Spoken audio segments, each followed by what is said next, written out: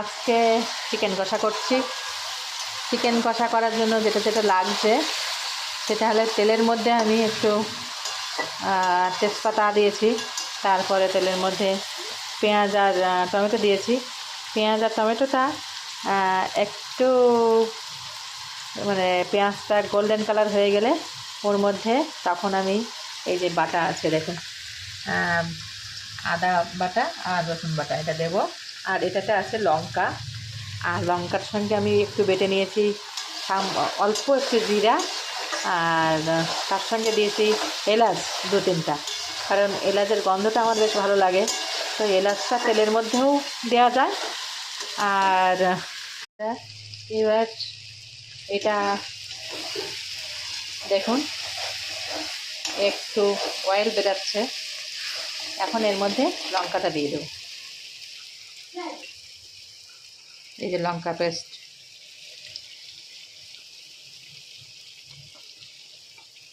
লঙ্কার পেস্টটা দিয়ে দিলাম। আজকে বাচ্চারা আছে ঘরে, তো লঙ্কা একটু কম দেওয়া হচ্ছে, দেখা যাক।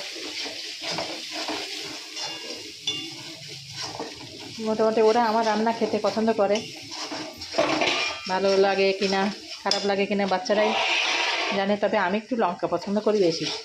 লঙ্কাটা খেতে ভালো লাগে আমার, একটু মাংসের মধ্যে লঙ্কা না হলে আমার মনে হয়। মাংসটা দিয়ে দিলাম, দিয়ে একটু নেড়ে ঢাকা দিয়ে দেবো। মাংসের মধ্যে বন্ধুরা আমি কখনো আলু দিই না, কারণ মাংস খাবো, মাংসের মধ্যে আবার আলু কেন খাবো? আলু খাওয়ার অপশন অনেকগুলো থাকে, তো মাংসের মধ্যে আলু দিয়ে কষি না, আমি আলু দিই না। মানে মাংস কষাই খায় বাচ্চারা, আর আমার ঘরে তো মাংস হলে 4 জনের মাংস হলেও একটু বেশি হয়, আর 2 জনের হলেও একটু বেশি হয়, কারণ আমরা উইকলি মাংস খাই না।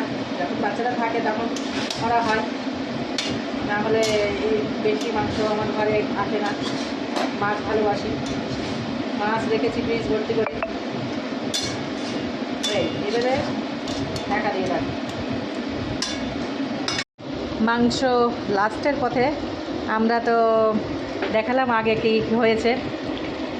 মাংস কষার পরে লাস্ট পর্যায়ে এসে গেছে। আমি এই যে একদম ঝোলটা একদম কম হয়ে গেছে। ঝোল বলতে আমি জল দিইনি, মাংসর যে জলটা বেরিয়েছিল সেটা দিয়ে একদম মাংস কিন্তু সেদ্ধ হয়ে গেছে। এই যে, তো আজকে আমার মাংস রান্না এটা একটুখানি মানে গ্যাস থেকে নামালে কালারটা আরও আসবে। যাই হোক, সবাই ট্রাই করবেন। ধন্যবাদ।